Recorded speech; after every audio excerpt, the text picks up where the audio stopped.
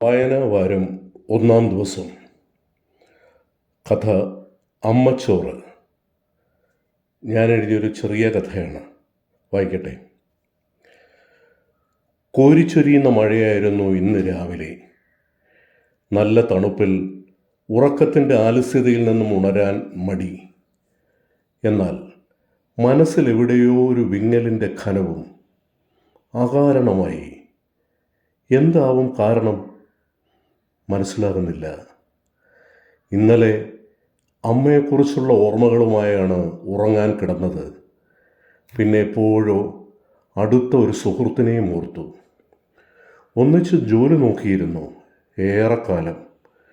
വിരമിച്ചതിൽ പിന്നെ കാണാറില്ല. വല്ലപ്പോഴുമുള്ള വിളികൾ, അത്രമാത്രം.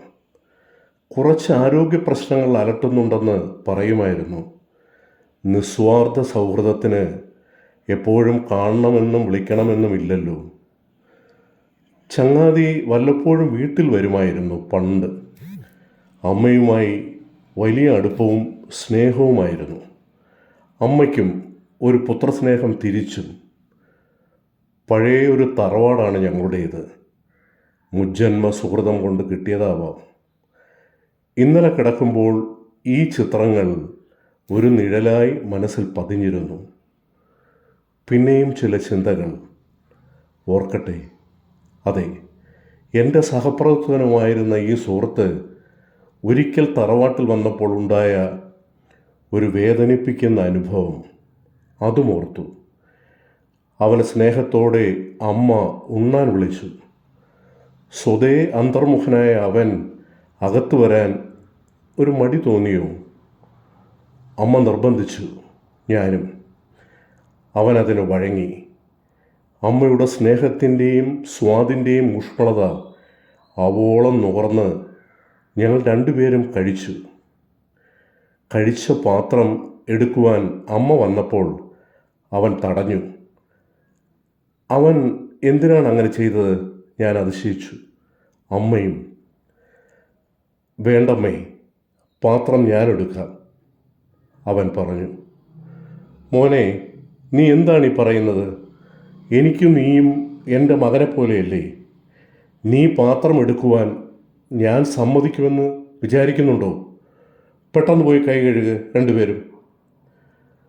പിന്നെ കണ്ടത് ഒരു പൊട്ടിക്കരച്ചിലായിരുന്നു. അവൻ നിയന്ത്രിക്കുവാൻ കഴിയാതെ കരയുന്നു. അമ്മേ, ഞാൻ ആദ്യമാണ് ഇതുപോലൊരു തറവാട്ടിൽ അകത്തു കയറുന്നതും അവിടെ ഇരുന്ന് ഭക്ഷണം കഴിക്കുന്നതും. ഞങ്ങൾ അങ്ങനെയൊന്നും അകത്തു കയറാൻ പാടില്ലാത്തവരാണ്, താഴ്ന്നവരാണ്. ഇതൊക്കെ ഞങ്ങൾ കരുതാത്തതാണ്. അതുകൊണ്ടാണ്. അവൻ അപ്പോഴും കരയുകയായിരുന്നു. വിറങ്ങലിച്ച മനസ്സുമായി ഞങ്ങളും. അമ്മ അവൻ്റെ കണ്ണുകൾ തുടച്ചു. നീ ഇനിയും വരണം, ഇവിടുന്ന് കഴിക്കണം.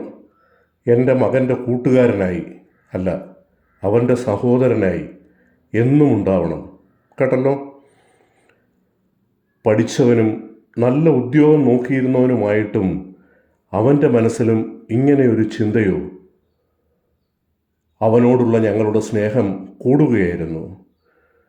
ഒരു തറവാട്ടിൽ ജനിച്ച സൗഭാഗ്യം വേണ്ടിയിരുന്നില്ല എന്ന് ഒരു നിമിഷമെങ്കിലും എനിക്ക് തോന്നി. ഇന്നുണർന്ന് പതിവ് പോലെ വാട്സാപ്പ് ഗ്രൂപ്പിൽ നോക്കിയപ്പോൾ കണ്ടത് എൻ്റെ സഹോദരൻ വിട പറഞ്ഞ അറിയിപ്പാണ്.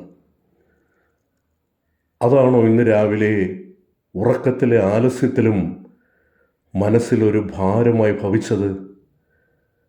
കൂട്ടുകാരാ, വിട. എൻ്റെ അമ്മയോട് അന്വേഷണങ്ങളും പറയുക.